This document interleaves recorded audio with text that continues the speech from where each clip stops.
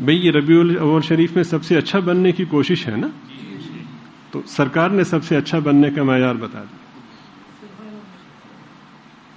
پھر شیخ الاسلام شیخ العربی والعجم حضرت اقدس حضرت مدنی نور اللہ مرقدہ ٹرین میں سفر کر رہے تھے، تو سامنے ایک صاحب جو سکھ تھے وہ بیٹھے ہوئے تھے، تو اپنی وضاقتہ سے اپنے لباس سے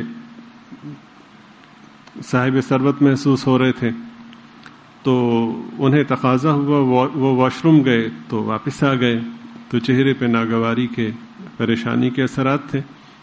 تو حضرت نے پوچھا کہ سردار جی کیا ہوا؟ تو انہوں نے کہا کہ جی میں واش روم گیا تھا تو وہاں پہ گندگی پھیلی ہوئی تھی، تو برا بھلا کہنے لگے کہ لوگوں کو استعمال کرنے کا طریقہ نہیں ہے، شعور نہیں ہے۔ عام شخص نہیں، مسلمانوں کے وہ رہنما کہ جن کے بارے میں حضرت لاہوری امام الاولیاء شیخ التفسیر حضرت لاہوری نور اللہ مرقدہ کی گواہی ہے، وہ یہ فرماتے ہیں کہ لاکھوں صاحب نسبت بزرگ ایک طرف اور حضرت مدنی کی نسبت ایک طرف، عام شخص نہیں، اتنی بڑی شخصیت جن کے بارے میں تواتر سے یہ شہادت ہے کہ جب وہ بارگاہ اقدس میں مواجہ شریف میں حاضر ہوئے اور انہوں نے ادب سے آ کر کے سلام عرض کیا، تو قبر اطہر سے روضہ مبارک سے جو جواب آیا وہ وہاں پہ موجود سب کے سب لوگوں نے سنا۔ اتنی عظیم شخصیت ہمارے پلے کچھ ہے نہیں، اور ہم کہتے ہیں شاہ جی کہہ لیا کرو، پیر طریقت کہہ لیا کریں، شیخ کامل کہہ لیا کریں، اشتہارات اخبارات وہ القابات سے بھرے ہوئے ہوتے ہیں۔ حضرت اقدس سے تو نیچے کوئی بات ہی نہیں نا۔ مولانا طارق جمیل صاحب دامت برکاتہم اللہ تعالیٰ انہیں جزائے خیر عطا فرمائے، انہوں نے اچھا آپریشن کیا۔ فرماتے ہیں اپنے لیے اپنے پسندیدہ لوگوں کے لیے حضرت اقدس، باقی جو بیچارے معاشرے میں نظر انداز کیے گئے لوگ ہیں ان کا کبھی خیر سے تذکرہ بھی نہیں۔ یہ تو اللہ پاک بہتر جانتے ہیں کہ کون مقدس ہے، کون پاکیزہ ہے، اور انہوں نے بالکل صحیح فرمایا۔ اللہ تعالیٰ عافیت کے ساتھ ان کی زندگی میں برکت عطا فرمائے۔ تو جب وہ سردار جی نے یہ کہا تو حضرت خاموشی سے چند سیکنڈ کا وقفہ کر کے کہ انہیں پتہ نہ چلے اٹھے۔ یہ بھی اللہ والوں کا طریقہ ہے کہ خدمت جب کرتے ہیں یا کوئی کام کرنے لگتے ہیں تو اخفا میں رہتے ہیں، اور ہمارا طریقہ یہ ہوتا ہے کوئی ملنے لیا بھی پنجویں حجدہ پانی لے آ کے پیانو، ٹھیک ہے نا، کسی طریقے سے بتاتے ہیں، کوئی نہ کوئی ایسا جملہ، کوئی ایسی بات تیرے پرانے اتھے اس طرح کیتا، دوسرے کے کندھے پہ رکھ کے چلا۔ تو حضرت خاموشی سے اٹھے اور واش روم گئے، وہاں جا کے دیکھا تو واقعی بہت زیادہ گندگی تھی، باہر تک پھیلی ہوئی تھی۔ تو حضرت نے اپنے پائنچے مزید اونچے کیے۔ مزید کا لفظ میں نے بطور خاص استعمال کیا ہے کہ مومن جو ہوتا ہے وہ سنتوں میں فنا ہوتا ہے، اور آپ صلی اللہ علیہ وسلم کی جو نمایاں ترین سنتیں ہیں ان میں ازار کا یعنی شلوار کا ٹخنوں سے اونچا رکھنا ہے، اور اتنی عظیم سنت ہے کہ حدیث شریف میں کہ جو اس کو اختیار نہیں کرتا قیامت کے دن اللہ تعالیٰ اس کی جانب نظر رحمت نہیں فرمائیں گے۔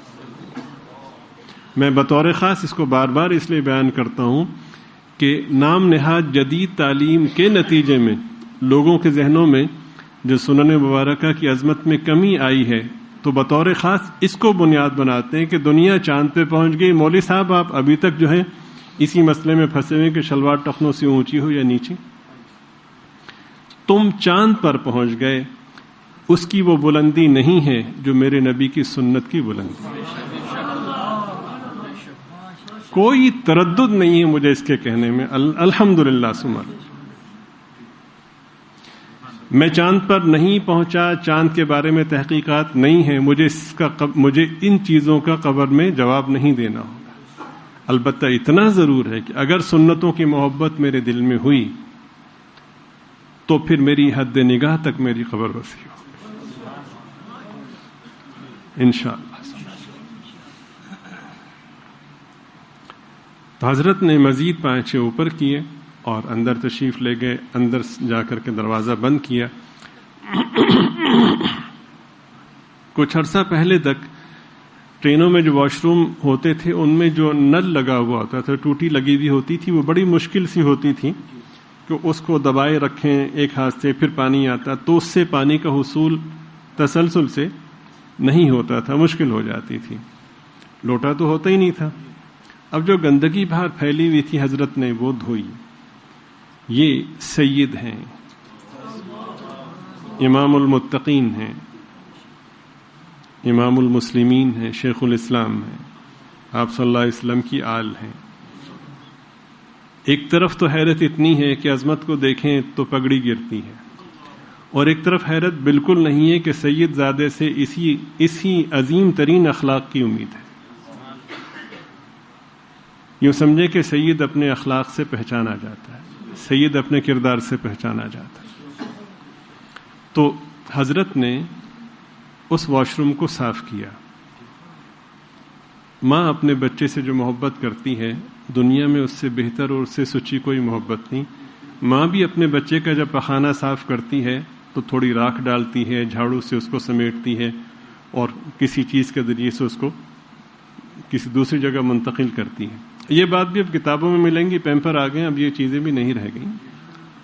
تو ماں بھی اپنے ہاتھ سے گندگی کو صاف نہیں کرتی جب تک ممکن ہو. حضرت نے وہ اجنبی لوگوں کی گندگی جو پھیلی تھی اپنے ہاتھ سے صاف کی, اور مکمل طور پر اس واش روم کو دھویا.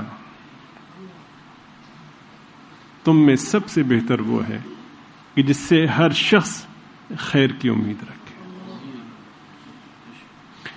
تو دھونے کے بعد حضرت نے اپنے ہاتھ پاک کیے, پاؤں دھوئے, باہر تشریف لائے.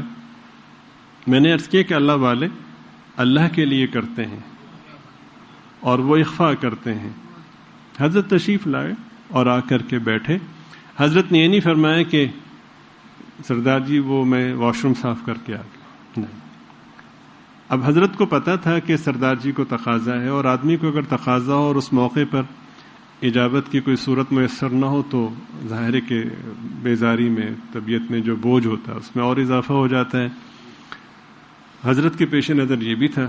تو حضرت نے سردار جی سے کہا بڑے طریقے سے, سردار جی وہ آپ کہہ رہے تھے کہ واش روم, جی مولوی جی کی دسی, لوگوں کو بالکل ہی شعور نہیں.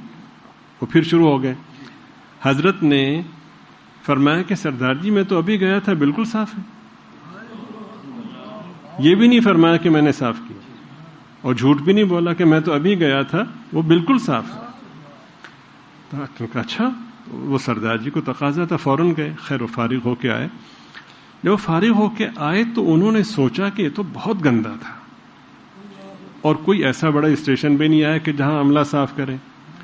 پھر ساتھ ہی خیال آیا کہ مولوی صاحب اٹھے تھے, اور مولوی صاحب کا مقام وہ یوں دیکھ چکے تھے کہ مختلف اسٹیشنز پہ جب 1 یا 1.5 منٹ کے لیے گاڑی کھڑی ہوتی تھی تو حضرت کے دیوانے پلیٹ فارم پہ پہلے سے پہنچے ہوتے تھے, اور حضرت 1 منٹ کی کوئی نصیحت فرماتے اور سب کا سلام کا جواب دیتے. اتنی بڑی شخصیت کہ دیوانہ وار لوگ اسٹیشن پہ پہنچے ہوئے ہیں. اور میرے بارے میں ان سمیت مسلمانوں کی رائے یہ ہے کہ ہم آخرت میں ناکام ہیں, غیر مسلم ہیں, غلط مذہب کے ہیں. میرے لیے ایک آدمی, ایک معمولی شخص نہیں, ان کا قائد, ان کا امام میرے لیے اٹھا اور اپنے ہاتھ سے گندگی کو صاف کیا. اب یہ سوچتے ہوئے آ رہے ہیں, جب وہ اپنی سیٹ کے پاس پہنچے تو بیٹھنے سے پہلے کہا, مولوی جی ہاتھ بڑھائیے اور مجھے کلمہ پڑھائیے.